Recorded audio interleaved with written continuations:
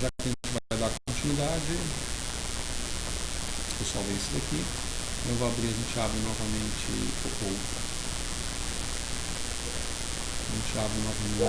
esse aqui, beleza? Tá. Então agora a gente pode dar continuidade, vou colocar como prancha 3 e não preciso dar um nome nenhum, né? Tá certo, vamos colocar o nome aqui, sei lá, potencial. Não, potencial. Vou colocar o nome de potencial. Já tinha um potencial? Oh, meu Deus do céu, eu nem sabia que tinha um potencial aqui. Então vamos colocar aqui potência, então, não é um nome diferente aqui. Às vezes eu salvei com um negócio errado aqui, tá? Potencial. Eu vou manter aquela ideia, não vou escrever novamente, vou colocar aqui, sei lá, com prancha 3, tá? Aqui a gente tem então uma introdução ainda. Tá certo. Aqui a gente tem uma introdução, tá? Ainda voltada, eletroanálise. E a ideia é discutir um pouquinho sobre potencial de eletrodo. A gente vai ter umas 2 semanas que nós vamos discutir os cálculos que são feitos, as equações, né, o formalismo por trás do potencial de eletrodo. Mas já que é uma aula introdutória, né, dessa semana, vai ficar menos chato também, né? Potencial de eletrodo, ele é sempre medido por diferença. Tá? Vamos colocar aqui, ele é medido por diferença de potencial. Vamos dizer assim, vulgarmente colocado, pela diferença de energia de Gibbs contidas numa célula reacional. É por isso que você fala em meia célula, por exemplo, eletroquímica. Tá? Não há como você medir o potencial do eletrodo experimentalmente, não há como você medir um potencial de eletrodo bruto. Então você sempre utiliza 2 eletrodos, 3 eletrodos, 4 eletrodos. Minimamente 2 eletrodos. Nós vamos ter uma semana para discutir eletrodo de trabalho, eletrodo de referência, por exemplo. Então, eletrodo de trabalho e eletrodo de referência seria o básico. Esse eletrodo de referência, normalmente um eletrodo que na prática é um eletrodo padrão de hidrogênio, é um eletrodo de calomelano, é um eletrodo de prata cloreto de prata, ou então um eletrodo de semi-referência, tá? De inox, por exemplo, até que pode ser utilizado, agulha de seringa hipodérmica, como já tem publicado por aí. Mas o que importa é que você mede isso aqui por diferença. Mas a grosso modo, isso surge então a ideia do E, que seria o potencial de eletrodo. Tá bem? Potencial de eletrodo. Esse potencial de eletrodo, tá gravando? Tá, senão vai ficar meio chato, né? Esse potencial de eletrodo, ele aparece com diversas, não é máscaras, ele aparece com diversas roupagens por aí, certo? Então ele aparece, por exemplo, como sendo potencial de meia célula. Pode ser um potencial de meia célula. A gente vai discutir basicamente também numa semana sobre célula eletroquímica, né? Mas a gente está falando então que se isso aqui é um eletrodo, isso daqui é uma solução que está separada de alguma forma com uma membrana qualquer aqui, e isso aqui está conectado a um determinado sistema. Adorou meu desenho? Ficou horrível. Você trabalha com as semicélulas, né? São as semicélulas. Essas aqui são semicélulas eletroquímicas, né? Então você tem como medir o potencial elétrico dessas semicélulas eletroquímicas. Você tem também uma medida do potencial padrão, que tem esse tipo de sinalzinho aqui, tá? Uma bolinha, um superescrito. Então esse aqui seria o potencial, vou abreviar por pote, tá? Potencial padrão do eletrodo. Esse potencial padrão do eletrodo normalmente tem por referência um eletrodo padrão de hidrogênio, tá? Esse aqui é o chamado Standard Hydrogen, e o E é o eletrodo, hidrogênio eletrodo, tá? Que é o potencial que normalmente aparece tabelado na literatura. Mas você tem, por vezes, aparece também esse aqui, ó.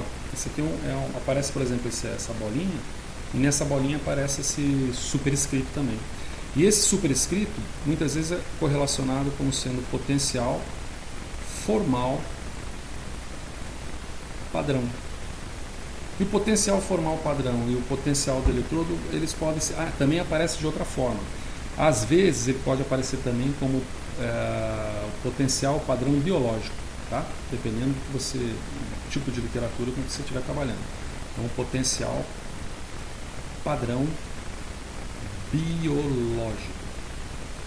O potencial padrão do eletrodo, que é aquele que é tabelado, você determina comumente experimentalmente, tá certo? Atribui-se uma escala, né, na qual você tem um valor nulo para uma determinada situação, hidrogênio, e você retrata isso aqui como sendo medidas feitas a 25 graus, medidas feitas com coeficiente de atividade unitário, medidas feitas à pressão atmosférica de 1 atm basicamente, tá certo? E você faz também essas medidas considerando os estados padrões dos elementos, né? Os estados padrão, acho que seria estados padrão de elementos. O que quer dizer isso? Estado padrão de elementos.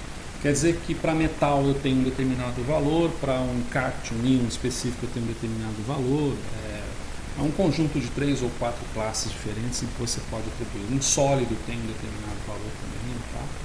Gases, tá? Bom, enfim. E o padrão potencial biológico, ele diz o seguinte, para você ter um coeficiente, uma atividade igual, uma atividade unitária, significa que você tem mais ou menos, vamos considerar assim, uma concentração unitária em mol. E essa concentração unitária em mol não existe praticamente em biologia. No estômago da gente, a gente tem mol de ácido clorídrico sendo formado ali. Mas as células convencionalmente trabalham em regimes de teores de micromol, nanomol, picomol, femtomol, certo? Então você tem um padrão biológico que é um padrão que diz respeito a concentrações, vamos simbolizar assim, concentração variada, porque vai depender do sistema que você está trabalhando, e pH neutro, pH 7, que também não é um pH biológico. O pH 7 é o pH que mais se aproxima do biológico. A solução fisiológica, por exemplo, ela está em pH 7,3, 7,4. É levemente alcalina e há motivos para ser, também. Mas isso pode ser representado como padrão biológico. O potencial formal padrão, ele é medido. Esse a gente consegue medir por técnicas eletroquímicas. Bem? Ele pode ser medido por técnicas eletroquímicas, como por exemplo voltametria cíclica, como por exemplo polarigrafia, não, você não confunde aqui. Como por exemplo voltametria de varredura linear. Estou colocando os termos em inglês de propósito, que são esses que são associados à literatura também. Voltametria linear sweep, esse S é sempre de sweep, né? Sweep é aquela noção de varredura, tá bem?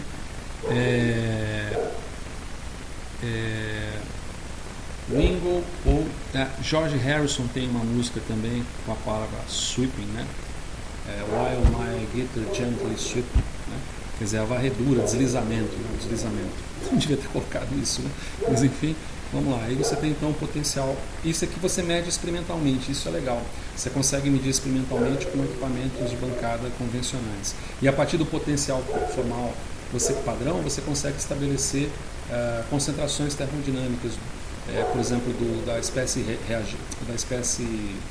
redutora ou da espécie oxidante, tá bem? Eu falei que não era para confundir com outro, porque você pode ter esse daqui que é chamado potencial de meia onda. O potencial de meia onda, ele é característico, por exemplo, da polarografia. A polarografia é uma técnica que trabalha com o chamado mercúrio, né? E por consequência com eletrodo, vamos colocar o termo em português, que esse é mais rápido, eletrodo gotejante de mercúrio. Eletrodo gotejante de mercúrio, que seria High Dropping Electrode, HDE, isso mesmo, que é o eletrodo gotejante de mercúrio, em que você tem a superfície sendo sempre renovada, né? Uma gota, né? É uma gota que cai, só que nessa gota, em vez de você ter uma superfície sólida, você tem algo que aumenta a sua dimensão, a sua superfície, há regras e formalismo matemático para isso, é onde você pega o sinal. E nesse sentido você tem ali um gráfico, vamos colocar em poucas palavras, tá? Você tem um gráfico que faz alguma coisa assim, ó, tá? Aí você tem aqui um potencial de meia onda associado a esse gráfico, tá bem? Você vai medindo aqui a corrente, vai observando aqui o potencial elétrico. E ficou feio para danar isso aqui, hein? Vamos fazer de outro já, o cachorro voltou, hein? Então, você tem alguma coisa aqui como um meio, tá? Algo parecido com isso. Então essa é uma outra informação de potencial. Você tem também a informação que seria o EMF, né? Que a gente mencionou. Esse EMF, portanto, seria a força eletromotriz, né? Ou eles falam, às vezes, isso aqui, ó, íon, eu acho que íon é melhor não colocar nesse momento não. Vamos colocar força eletromotriz, vamos repetir, né? Força eletromotriz. eletromotriz.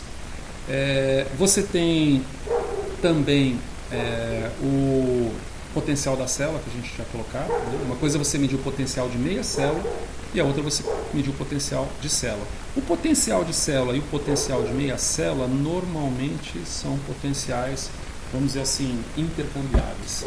Tá certo? Intercambiáveis. Bom, e daí você gera... Então você tem vários conceitos de potencial de eletrodo. Você vai na literatura, você vê, às vezes você está no experimento e fala, pô, mas eu vou calcular o quê? Eu vou calcular o E0, o E0', o E1,5, o E da célula, o potencial de meia célula, né? Então é interessante esse tipo de, vamos dizer assim, de ausculta, né? Isso é um processo, vamos dizer, de convenção, né? Então a gente está falando de convenções, né? A gente está falando de convenções. Convenções ou nomenclatura, convenções ou nomenclatura.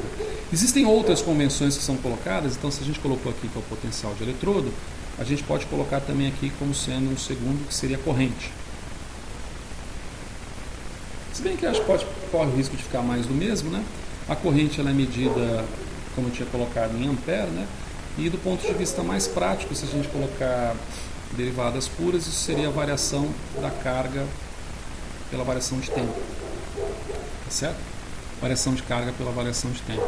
Por isso que, por exemplo, em colometria, eu consigo medir a carga, né, em técnicas colométricas, técnicas em que eu meço a carga, o total da carga aqui, né, eu posso colocar abreviado aqui, que o total de carga aqui pode muito bem ser colocado como as leituras que eu obtenho de corrente no tempo. Né? A somatória das leituras que eu obtenho de corrente no tempo. Então eu consigo obter uma resposta, eu colocando esse negócio de somatória aqui para desaparecer com o Dzinho aqui, tá? Ou com nabla, se fosse derivadas parciais, aí seria um nabla. Nessa convenção a gente tem também a unidade de área que a gente colocou, né? A unidade de elétron, número de elétrons também é uma convenção, porque no Sistema Internacional de Unidades, a IUPAC, por exemplo, considera esse Vzinho aqui como sendo o número de elétrons, certo? IUPAC considera esse Vzinho como sendo o número de elétrons. Já nos trabalhos em eletroquímica, N é o número de elétrons. Então há que se tomar um cuidado, porque isso aqui é diferente do N do Sistema Internacional Derivado, como unidade derivada do Sistema Internacional Derivado. Unidade derivada do Sistema Internacional de Unidades, que seria a quantidade mol, né? Relativa à quantidade. Então, quando aparece N em textos eletroquímicos, normalmente aparece como sendo o número de elétrons e não número de mols. Certo? Beleza. Eletrodo modificado, acho que é bobagem. Vale a pena também uma outra anotação. A gente colocou área e, portanto, volume, né, também. Então, quando a gente coloca, por exemplo, aqui uma convenção de área, apesar de você ter o Sistema Internacional como em metro, em eletroquímica, e aí você tem uma briga, tá? IUPAC e não IUPAC, né? Então você tem algumas convenções que seguem IUPAC e tem convenções que não seguem IUPAC, certo? Você tem, por exemplo, a área dada em centímetros, ou área dada, a área dada em centímetros quadrados, a área dada em decímetros quadrados, tá certo? E, portanto, você também vai ter volume, ok? Então, o volume, por exemplo, pode ser dado, normalmente é dado, por exemplo, mol por decímetro cúbico, né? Basicamente molar, né? Notação molar. São notações, vamos dizer assim, mais comuns. Ou por vezes é dado também, assim, micromol por centímetro cúbico. Um centímetro cúbico vai ser um ml, então isso é a mesma coisa que micromolar, né? Você tem essas, vamos dizer assim, essas correspondências também. Volume. E a outra são os sinais, né? Vamos colocar aqui os sinais. Sinais é um filme ótimo, não sei se você viu os sinais. Vamos colocar aqui então como sendo 6, para a gente encerrar logo, porque eu acho que está demorando demais esse vídeo, que são os sinais eletroquímicos, né? Você tem, por exemplo, ânion e cátodo, né? Ânion versus cátodo. Isso aqui é uma briga, depois você verifica essa briga aí no Google da vida. O que é para um físico não é para um químico, né? O que é para um físico não é para um eletroquímico, tá bom? Então, ânion é considerado como sendo espécie carregada negativamente. Então, se ela espécie é carregada negativamente, ela será oxidada, essa espécie vai ser oxidada no anodo. E, por conseguinte, o cátodo, como representando uma espécie cátodo, né? Cátodo. Cátion, não cátodo. Quase, hein? Cátion. Como sendo a espécie positiva, ele vai ser reduzida no cátodo. Isso gera, por exemplo, o que se chama de corrente catódica. Essa aqui seria uma corrente catódica. Veja que a gente está falando não de potenciometria, portanto, né? Corrente catódica. A gente está falando de medidas que envolvem corrente, medidas dinâmicas, medidas não quiescentes. Esse termo é muito comum, não quiescente também. Uma corrente catódica. Ao passo que aqui eu geraria uma chamada corrente anódica. E só para terminar, esse babado aqui, que parece ser mais ou menos simples, causa uma outra confusão quando a gente analisa os diagramas. A gente analisa os diagramas que saem dos experimentos em eletroquímica. Ok? Então, por exemplo, você tem uma notação, que é a notação chamada notação... Opa, vou colocar para cá. Aliás, vou colocar aqui com outra corzinha. Eu fiz tudo colorido, o outro, por que eu não vou fazer com esse aqui, né? É uma notação da IUPAC, que também é chamada de notação europeia ou euro, que ela se diferencia da notação americana. Tá? Da notação americana.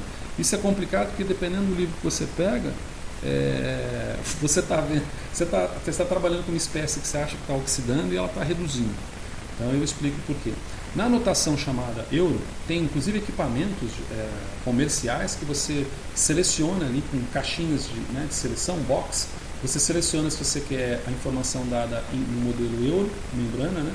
Modelo euro, modelo membrana, modelo americano. Mas vamos lá, o que eu quero dizer é o seguinte, é que isso aqui tende a ser, você tem aqui medida de potencial, desculpa, esqueci de colocar, medida de corrente. Aqui você tem medida de potencial e aqui você tem medida de corrente.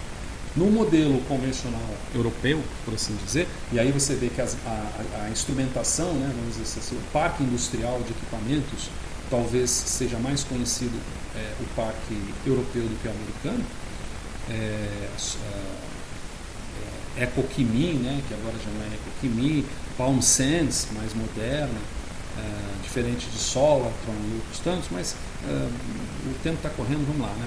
Você tem aqui potenciais que tendem a ser positivos e aqui potenciais que tendem a ser negativos, tá certo? Aqui você tem então correntes que tendem a ser positivas e aqui você tem correntes que tendem a ser negativas.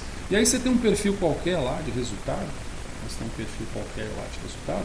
você precisa ver do que se trata. Se eu tiver o mesmo perfil, dependendo do tipo de notação, eu posso ter informações distintas, tá certo? Eu posso ter informações distintas. Simplesmente porque na notação americana eu trato isso aqui de forma oposta.